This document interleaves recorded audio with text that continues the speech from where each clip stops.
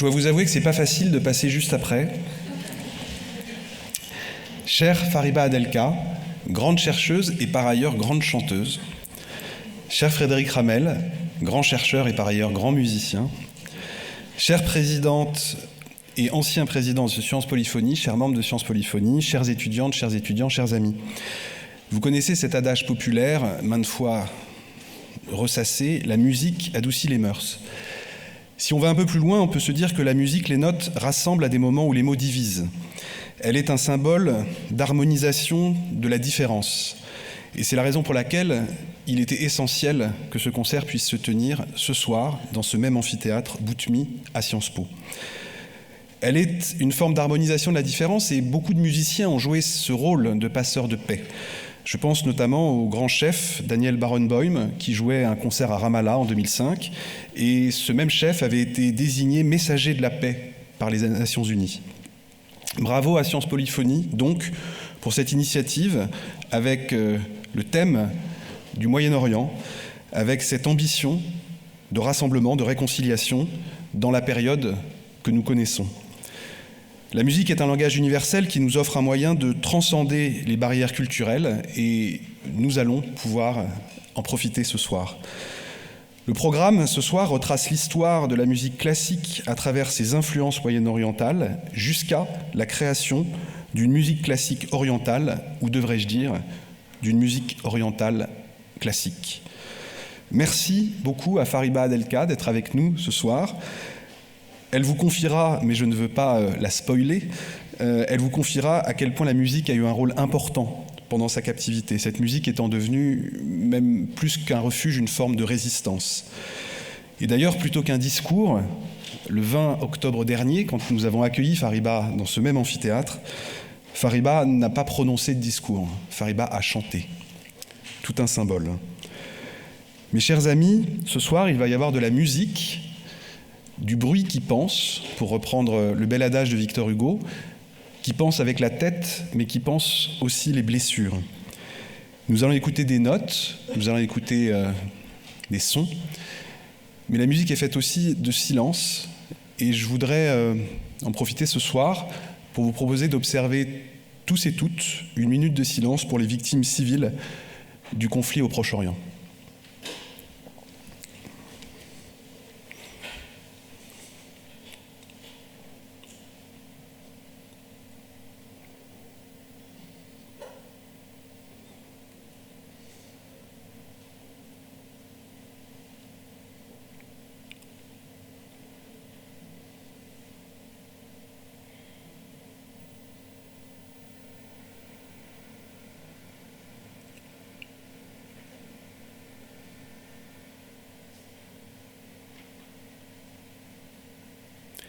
Je vous remercie.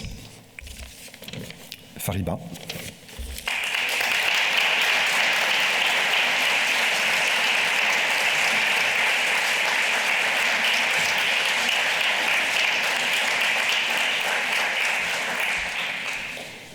Bonsoir. Alors, cher Monsieur le Président, chers membres de l'association, chers tous, vous êtes présents. Je me sens véritablement très honorée par cette invitation de Leila Shafi. J'ai toujours dit que c'était la rente de la prisonnière. Il faudrait que j'assume. On m'invite, je viens avec beaucoup de plaisir. Ce qui nous lie aujourd'hui, c'est effectivement la chanson. Donc, j'ai accepté de venir, sachant que vraiment ma personne n'est rien dans cette honorable assemblée, ne peut rien ajouter. J'ai accepté de venir d'abord pour honorer cette invitation, ensuite pour avoir une petite pensée, comme je chantais, Mathias vient de le mentionner encore, j'ai chanté beaucoup dans la prison. Donc je chantais notamment pour une des filles la plus jeune, qui avait 19 ans. Et donc, je veux avoir une petite pensée pour tous les gens que j'ai laissés derrière les barreaux, derrière moi, donc la section des femmes. Et une petite pensée pour nos compatriotes, Jacques Paris, Cécile Colère, Louis Arnaud et deux autres personnes qui ne tiennent pas que leur identité soit dévoilée. Et donc, encore une fois, comme Mathias l'a dit, chanter, c'était une forme d'évasion. Et vous savez, ça transgresse les murs, ça passe les murs. Mais il y avait aussi un peu plus, c'était, si vous voulez, casser les interdits ou les tabous. Je voyais très bien que ça pouvait être gênant. Parce que nous étions dans la République islamique, effectivement, il s'agit du chant des femmes, qui a été, depuis le début de la Révolution, interdit. Le chant des femmes, il y a 2 interdictions qui concernent les femmes, l'interdiction du chant, l'obligation de porter le voile. Les 2 contraintes, effectivement, se passent de loi. Il n'y a pas de loi en bonne et due forme interdisant aux femmes de chanter ni les contraignant à porter le voile. C'est une longue histoire, c'est pas sa place ici. Donc, je chantais pour transgresser ces lois. Et le chant, c'est aussi, comme disait encore Mathias, c'était adoucir les morses, nous permettait de surmonter les conflits du moment qu'on avait, l'amertume de temps. On avait pas mal de problèmes, y compris avec l'extérieur. Ça veut dire nos liens qui nous permettaient de nous lier avec la vie à l'extérieur, c'était pas toujours très facile, au téléphone, etc. Donc les gens pleuraient souvent au téléphone pour régler des problèmes. Donc quand on chantait, on voyait très bien que les gens essayaient peut-être de surmonter ces moments difficiles.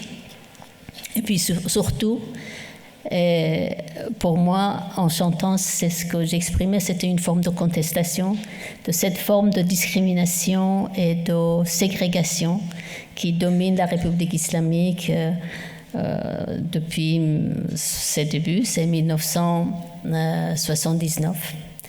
Donc, c'était volontiers une forme de contestation que j'exprimais.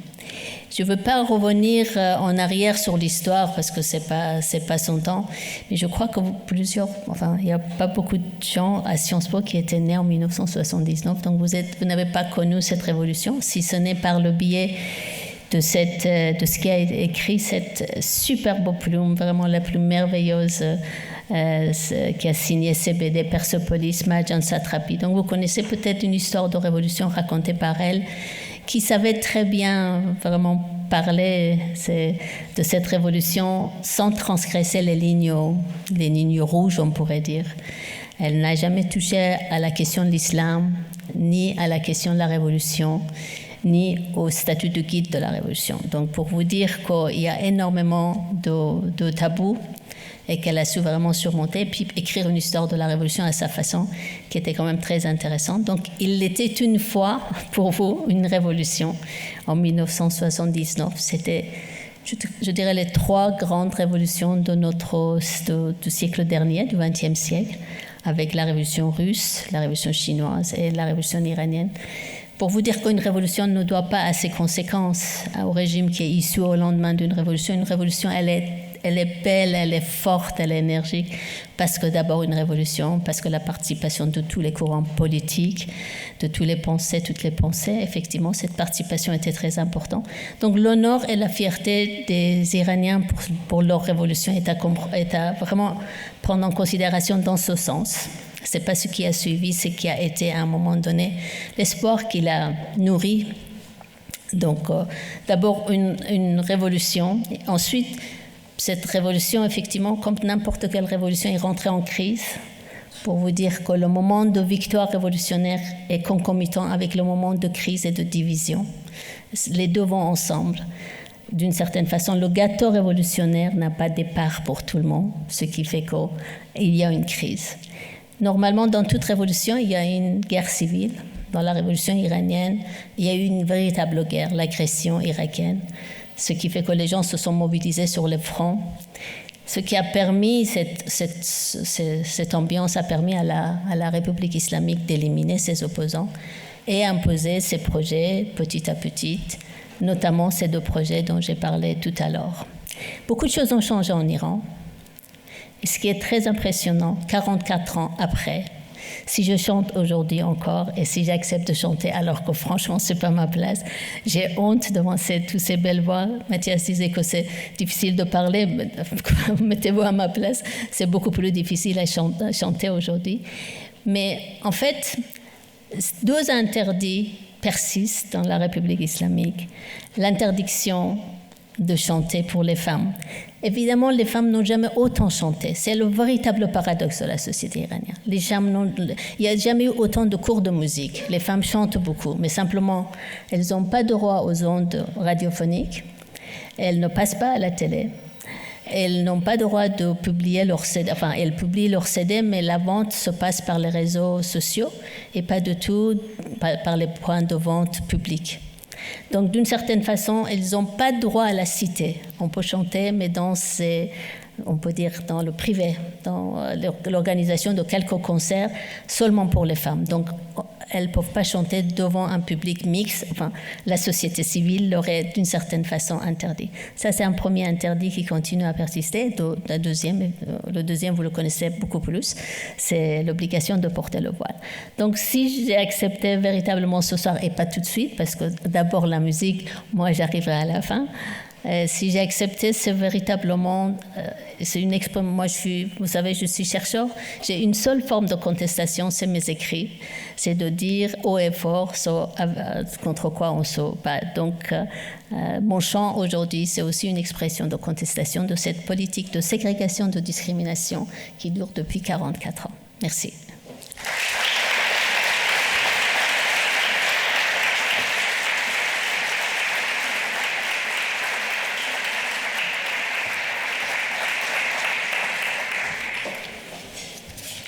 Merci, Monsieur le Directeur, Madame Adelka. Un immense merci pour vos mots, vos témoignages, vos silences. Et merci pour votre confiance. Elle nous honore. Mesdames, Messieurs, chers membres du public, c'est avec une immense joie que je vous accueille ici aussi nombreux. Nous nous retrouvons dans cet amphithéâtre pour un concert placé sous le signe de la paix et encore une fois pour célébrer la diversité culturelle. Cela tient à cœur à Sciences Polyphonie. L'an dernier, nous avions exploré en ce même amphithéâtre les influences espagnoles dans la musique classique. Et cette année, notre thème, le Moyen-Orient, prend un sens particulier à la lumière des événements actuels dans cette région du monde marquée par de graves crises et de nombreux conflits, de nombreuses victimes surtout. La démarche de ce concert n'est pas seulement musicale, vous l'aurez compris, mais elle est également porteuse d'un message de tolérance, d'unité et de paix. La musique, comme le rappelait notre directeur Mathias Wichra, est un langage universel.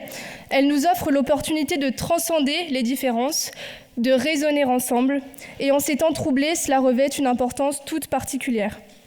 La résonance, telle que la musique nous le rappelle, a la capacité d'accepter des dissonances. Cependant, raisonner signifie bien plus que simplement coexister avec des notes discordantes. C'est un acte de se laisser toucher et de toucher les autres, un effet de rebond qui se propage au-delà de soi. En nous laissant toucher et transformer par des sonorités issues de cultures différentes des nôtres, nous devenons des vecteurs de cette résonance, prêts à rencontrer l'autre avec une ouverture d'esprit et une compréhension enrichie. La musique devient ainsi une force qui abolit les limites entre eux et nous, rapprochant les inconnus et les étrangers pour créer un espace d'harmonie et de partage. Ce soir, nous plongerons dans l'histoire de la musique classique, explorant ses racines profondes dans les influences du Moyen-Orient. Des emprunts aux musiques hébraïques à la redécouverte de chants traditionnels pré-islamiques, des grandes traditions savantes orientales aux mélodies arabes, turques, persanes. Ce concert, vous l'aurez compris, célèbre la diversité culturelle, promeut la coexistence pacifique et soutient le dialogue interculturel. Le concert sera assuré par les étudiants musiciens de Sciences Polyphonie, qui auront la chance de partager la scène avec notre parrain, Sébastien Guèze, ténor à la carrière internationale et artiste engagé, notamment auteur d'un essai sur les enjeux socio-écologiques du monde de l'opéra, intitulé Bio-opéra, également chevalier des arts et des lettres, ainsi qu'Antoinette Denfeld, mezzo-soprano, que vous pouvez d'ailleurs aller écouter en ce moment à l'Opéra Bastille dans les Contes d'Hoffmann. Ils seront accompagnés au piano par Ayaka Uenomachi. Et leur présence, disons-le, est une chance inestimable pour notre communauté étudiante et nous les remercions chaleureusement d'accepter d'épauler les jeunes musiciens de l'association. Un grand merci à nos partenaires, Sciences Po Alumni, Sciences Po Monde Arabe, la vie étudiante de Sciences Po, au personnel de Sciences Po, le pôle audiovisuel, les appariteurs qui rendent cet événement possible. Merci également à notre partenaire Régie Piano et je tenais à saluer Monsieur Frédéric Ramel qui soutient notre initiative depuis ses débuts et mesdames Elisabeth Glab et Ingrid Lormand, musiciennes de l'Orchestre national de France qui pour la 2e année maintenant encadrent les musiciens de l'association à l'occasion de masterclass et se produisent aussi régulièrement dans nos murs, hors les murs avec nous. Avant de vous souhaiter une bonne écoute, nous souhaitions exprimer notre pensée émue pour toutes les victimes au Moyen-Orient. Et je voudrais conclure avec une citation inspirante de Pau Casals. « La musique chasse la haine chez ceux qui sont sans amour. Elle donne la paix à ceux qui sont sans repos. Elle console ceux qui pleurent. » Merci et beau concert.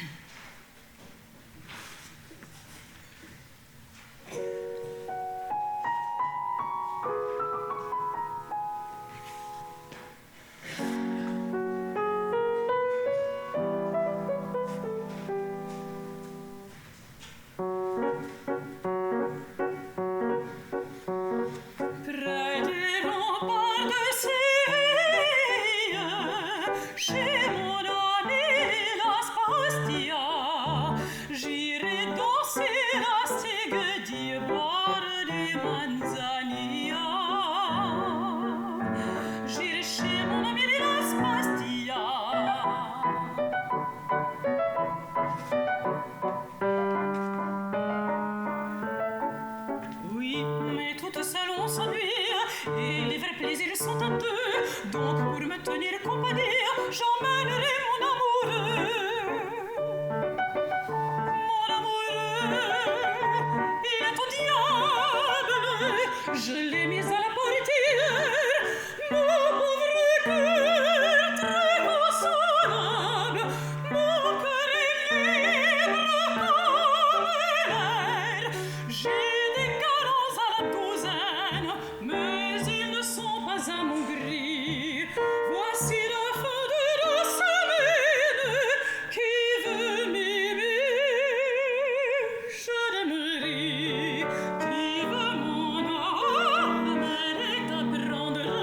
Vous arrivez au bon moment. Je n'ai guère le temps d'attendre, car avec mon nouvel amant, près des remparts de Séville, chez mon ami la Spastia, j'irai danser la Ségudie, boire du Manzanilla.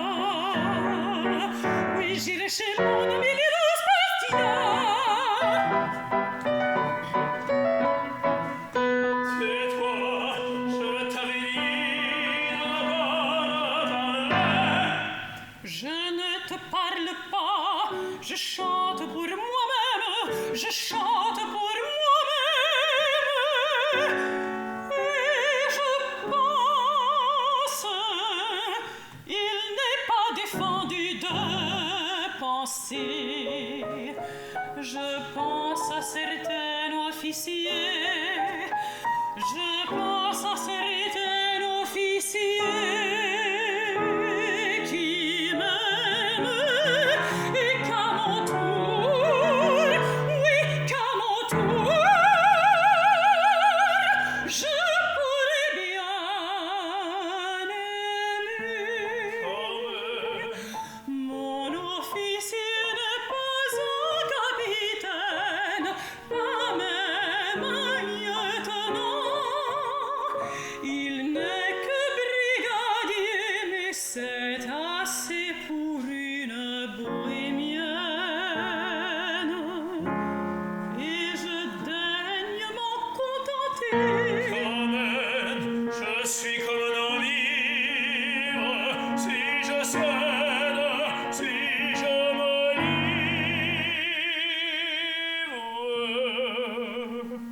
Ta promesse, tu la tiendras. Oh, si je t'aime, comme tu m'aimeras.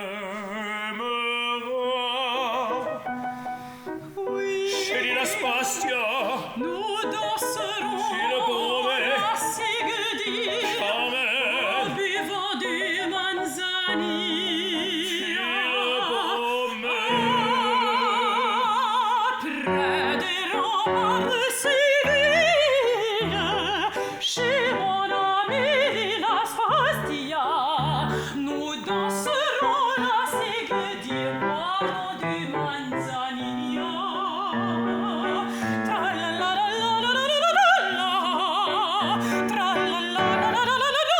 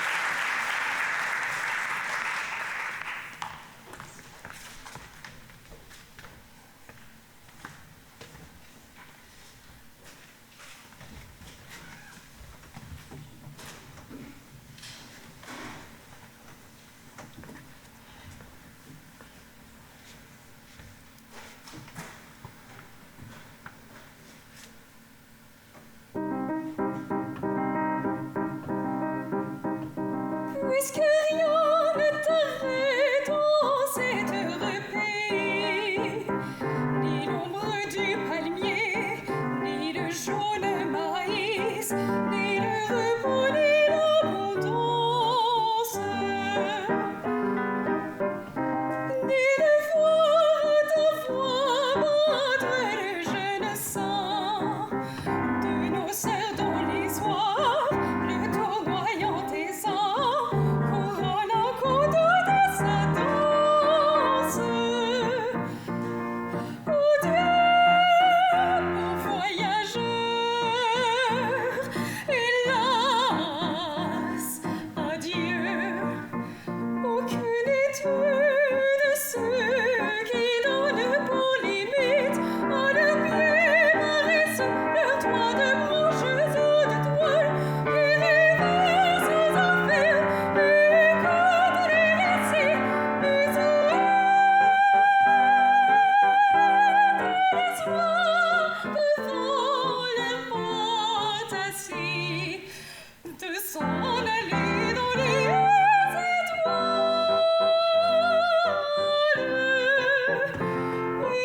Hélas, adieu, adieu, ô voyageur.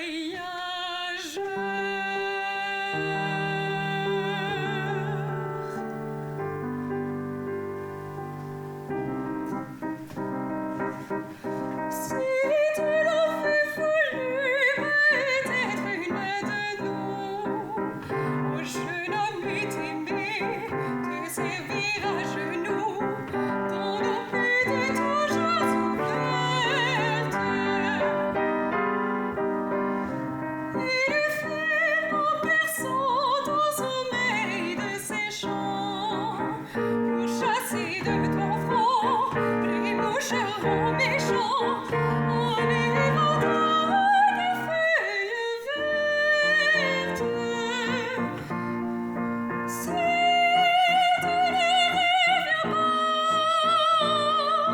sache que quelquefois, ô fille du désert, c'est à la douce voix qui danse pieds nus sur la dune,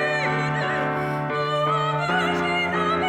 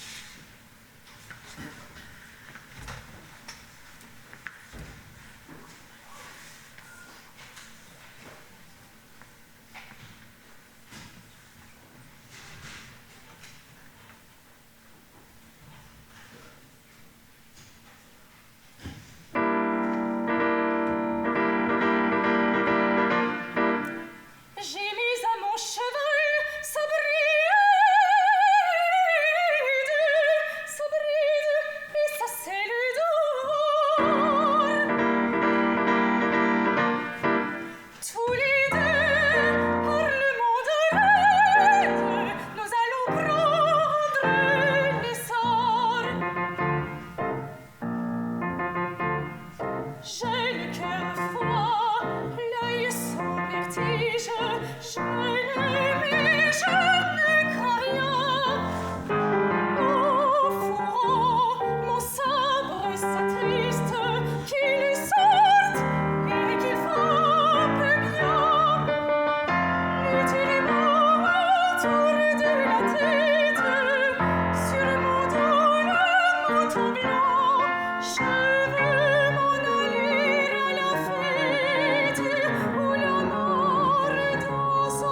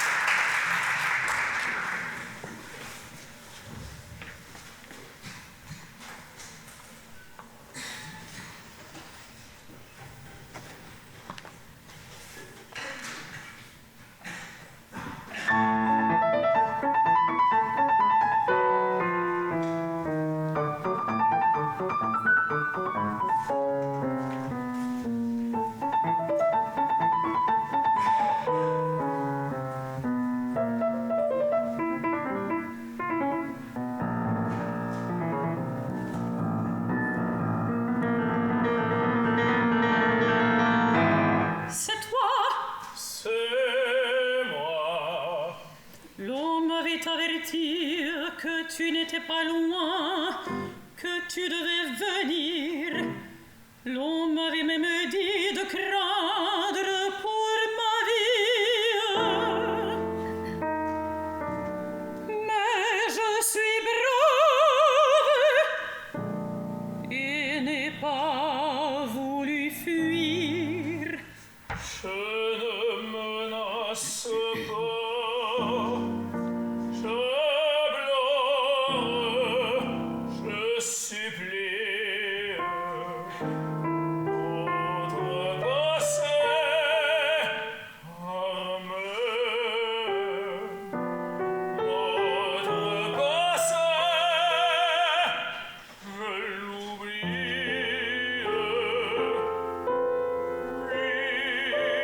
Nous allons tous deux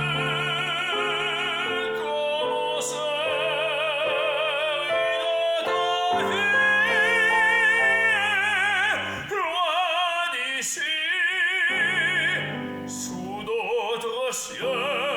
Tu demandes l'impossible, Carmen jamais n'a menti. Son âme reste inflexible.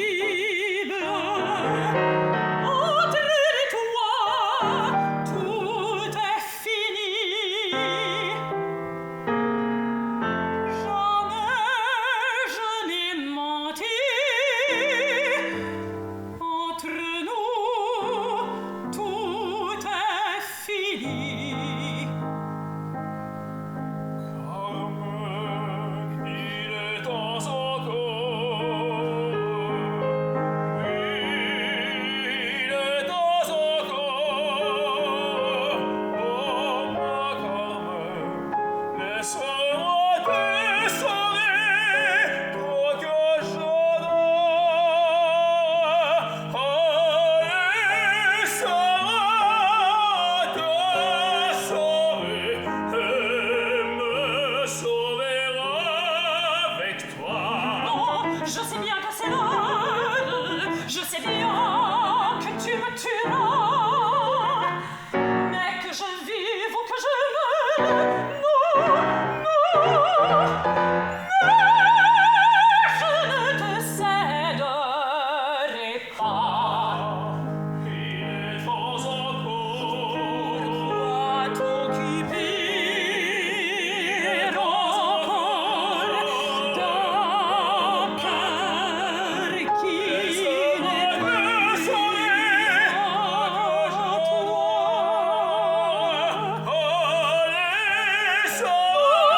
Ce cœur n'est plus à toi. avec toi. Oh ma Carmen,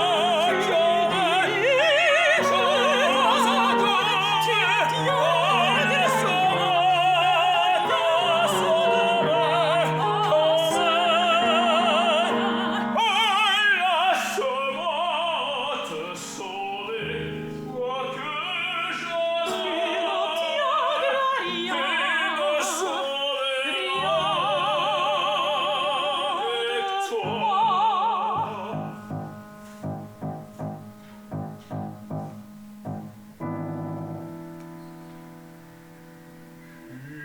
Tu ne m'aimes non plus.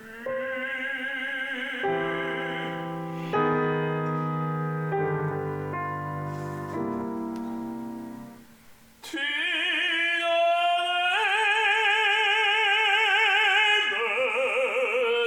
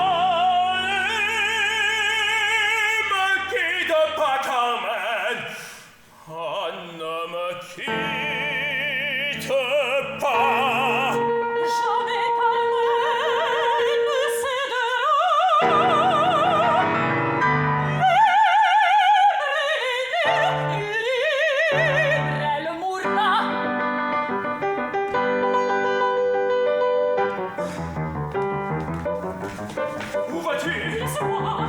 Cet homme qu'on acclame, c'est ton nouvel amant. Laisse-moi, laisse-moi. Sur mon âme, tu ne passeras pas, Carmen. C'est moi que tu suivras. Laisse-moi, ton José, je ne te suivrai pas. Tu vas le retrouver, tu l'aimes tant. Je l'aime et devant l'amour même, je répéterai que je l'aime.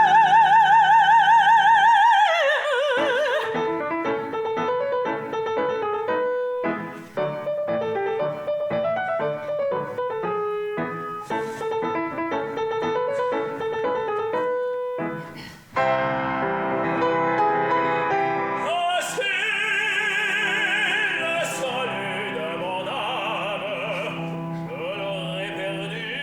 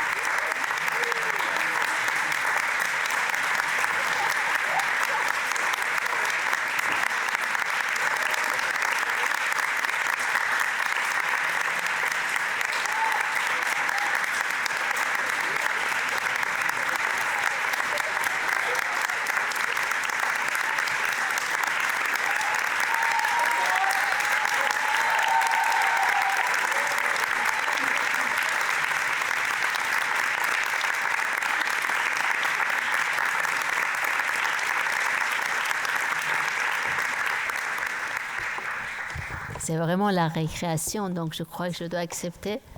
Merci encore. Non, ça irait, non?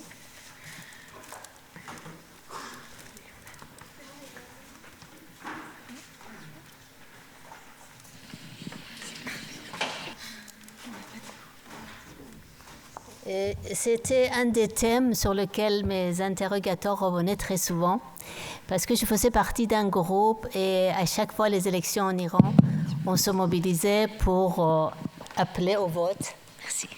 Pour appeler au vote. Voilà, donc on avait un bulletin et on s'arrangeait tous les jours à avoir des informations sur les élections, présentant les candidats, etc.